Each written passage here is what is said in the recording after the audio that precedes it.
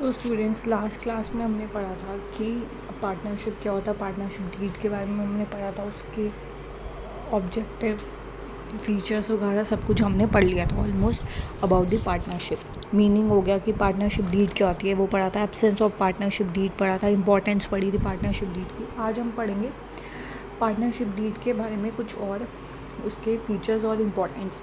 अब partnership deed जो है इम्पॉर्टेंट क्यों है? क्योंकि अगर आप एक लीगल डॉक्यूमेंट बना लेते हो स्टूडेंट्स, ठीक है, तो उससे क्या होता है, एक जब आप पार्टनरशिप डीड बनाते हो, एक लीगल डॉक्यूमेंट बना लेते हो, रिटन डॉक्यूमेंट बना लेते हो, तो उससे कोई भी अगर डिस्प्यूट होता है इन द फ्यूचर, कोई भी डिस्प्यूट होता है, उसको क्या करता है, प्रिवेंट करता है, ठीक है। तो partnership deed is an important legal document है which defines a relationship among the partners.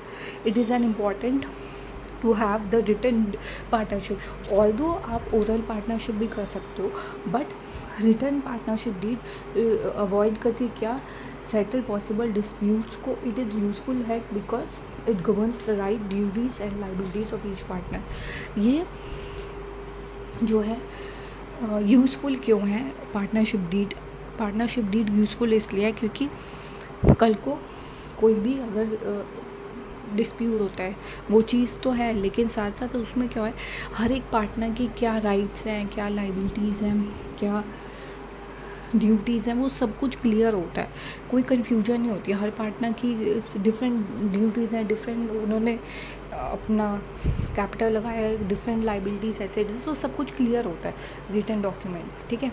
तो ये एक रिटन डॉक्यूमेंट है जो कि क्या है, आपका डिस्प्यूट को प्रिवेंट करता है कहीं ना कहीं, ठीक है। नेक्स्ट वी हैव अब हम पढ़ेंगे प्रोविजंस के after accounting treatment in the absence of the partnership deed. अगर पार्टनरशिप डीड नहीं हुई तो स्टूडेंट्स क्या होगा, अगर पार्टनर्शिप डीड आप नहीं बना रहे हो, आप रिटर्न एग्रीमेंट नहीं बना रहे हो, तो रूल्स कैसे चलेंगे, तो किस हिसाब से फिर आपको चलना पड़ेगा इंडियन पार्टनरशिप एक्ट के तहत, ठीक है। जो भी चीज़ें होंगी ना इंडियन पार्टनरशिप एक्ट के अकॉर्डिंग होंगी, ठीक है, उसके अकॉर्डिंग आप चीज़ें करोगे, राइट। जैसे कि in the absence of partnership, और if the partnership deed is silent, partnership deed silent है, ठीक है, it does not have the clause in respect of the following matter. मतलब आपने ये चीज़ें डिसाइड नहीं करी, आपने इसके रिगार्डिंग कोई भी डीड नहीं बनाई है, तो फिर आपको जो रूल्स फॉलो करने पड़ेंगे, जो रूल्स चलेंगे।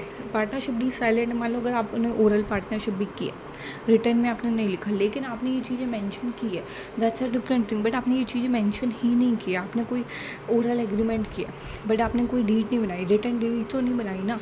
ओरल का क्या, रिटर्न डीड तो नहीं बनाई, रिटर्न डीड नहीं बनाई है, रिटर्न डॉक्यूमेंट तो नहीं बनाया ना आपने, तो रिटर्न डॉक्यूमेंट नहीं बनाया, इसी चक्कर में आपको क्या करना पड़ेगा, आपको ये चीज़ें फॉलो करनी पड़ेगी, आपको इंडियन पार्टनरशिप एक्ट फॉलो करना पड़ेगा, ठीक है। सिंपल सी बात है कि अगर आप या तो डीड बनाओ, डीड का मतलब क्या है, रिटर्न डॉक्यूमेंट नहीं है ना आपके पास, ओरल भी कर रहे हो तो फिर आपको यही चीज़ें फॉलो करनी पड़ेगी। जैसे कि पहले है कि profit and sharing of profit and loss share कर रहे हो तो इक्वल बटेगा, या तो लिख लो कि कितना प्रॉफिट एंड लॉस मिलेगा, पार्टनर्स के बीच में नहीं लिख रहे तो प्रॉफिट एंड लॉस इक्वल बटेगा भाई।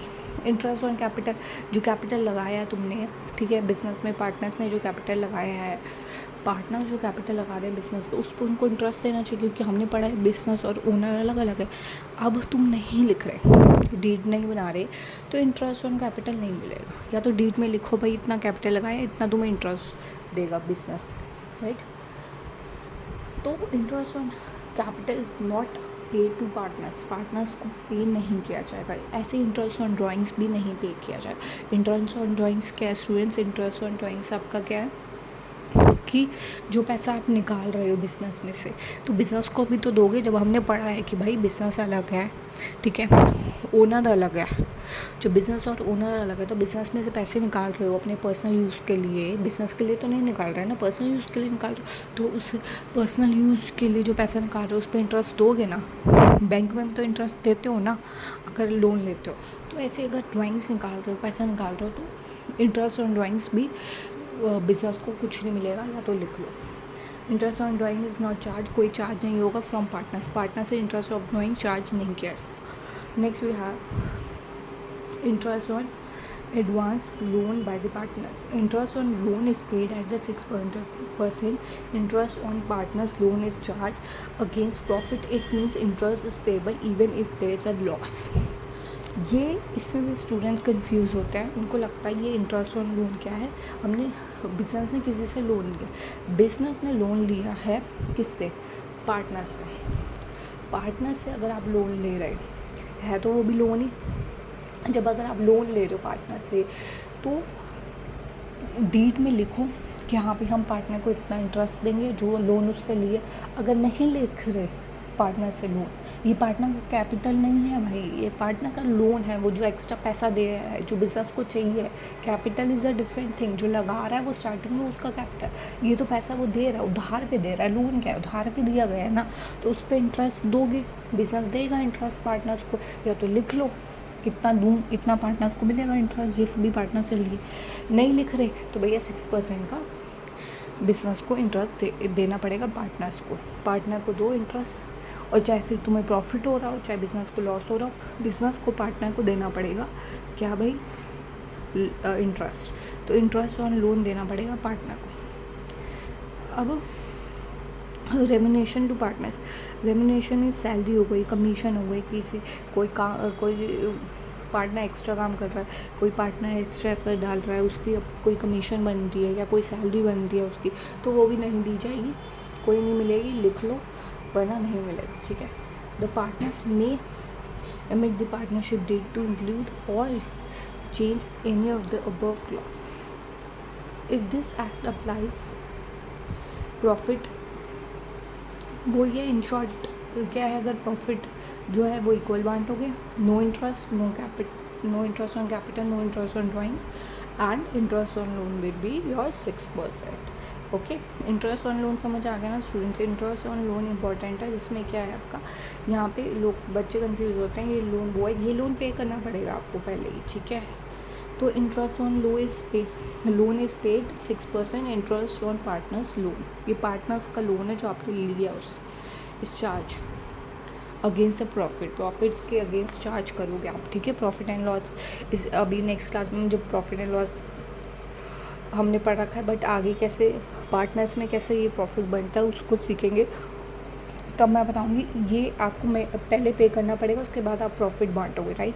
तो ये चार्ज जो होगा ना लोन, वो प्रॉफिट में से होगा, पहले प्रॉफिट में से ये बांटो, ये सारी चीज़ें दो, चाहे प्रॉफिट हो चाहे लॉस हो, आपको देना पड़ेगा लोन, ठीक है। Next we have some other importance provisions of the Indian partnership act 1932 के कुछ इंपॉर्टेंट और प्रोविजंस हैं। ये प्रोविजंस क्या है, if all the partners agree minor may be admit for the benefit of partnership. हमने पढ़ा है कि आप माइनर को लेके आ सकते हो सिर्फ और सिर्फ बेनिफिट के लिए। अगर पार्टनर्स एग्री हो जाते हैं तो आप माइनर को ला सकते हो, बट सिर्फ और सिर्फ माइनर को बेनिफिट होगा। माइनर कभी भी लॉस में नहीं जा सकता। Minor may be admit for the benefit of partnership, okay. Partnership की बेनिफिट के लिए आप उसको लेके आ सकते हो। A person may be admit as a partner either with the concern of all the existing partner or according to with the express agreement among the partners. अब और क्या प्रोविजंस है, जैसे कि किसी पार्टनर को लेके आना है। अब पार्टनर्स है, 3 पार्टनर्स हैं, ABC, D को लेके आना है, ठीक है। D को लेके आना है तो सारे पार्टनर्स एग्री होंगे, या फिर वो एग्रीमेंट में लिखा होगा कि हम इसको लेके आ सकते हैं। वो चीज़ें या तो लिखी होंगी या तो सारे पार्टनर्स एग्री होंगे, ठीक है। तो ये चीज़ है। उसके बाद आपका है partner may be retire from the firm. एक पार्टनर है वो रिटायर हो सकता है फर्म से, either with the concern of all the others partner, सबकी सहमति से वो रिटायर हो सकता है।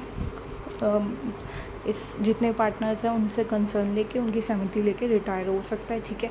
और according with Inn Express agreement among the partners ने जो भी एग्रीमेंट में लिखा है उसके अकॉर्डिंग वो क्या हो सकता है, रिटायर हो सकता है, ठीक है। Registration of the form is optional and not come. Registration हमने पढ़ा है किस में कंपल्सरी है, स्टूडेंट्स जल्दी बताओ। LLB में हमने पढ़ा है ना, कंपल्सरी है किस में है, LLB में। LLP में कंपल्सरी है पार्टनरशिप, पर इसमें पार्टनरशिप में कंपल्सरी नहीं है। रजिस्ट्रेशन करना कंपल्सरी नहीं है पार्टनरशिप को, लेकिन कर लेना चाहिए, ठीक है, क्योंकि उससे बेनिफिट होते हैं, वही हमने बेनिफिट पढ़े थे। अब है unless otherwise agree by the partners in the partnership deed on the death of a partner a firm is dissolved.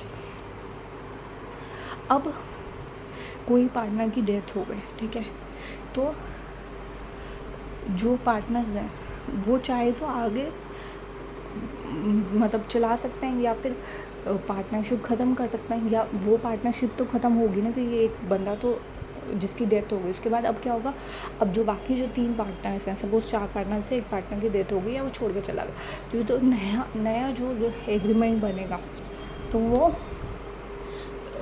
आगे कंटिन्यू कर सकते हैं, या उनको पार्टनरशिप ख़त्म करनी है तो वो कर सकते हैं, ठीक है।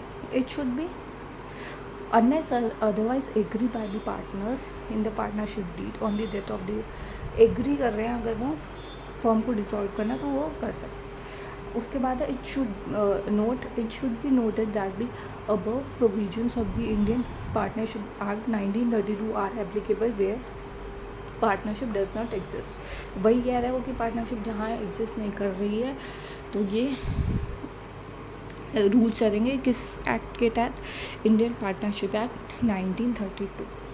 Okay, it does not have a clause to respect partnership deed means clear rules है आपके, हैप्पी पार्टनरशिप होगी अगर आप क्लियरली सब कुछ मेंशन करोगे, क्योस नहीं होगा, and everything going to be smoothly, right.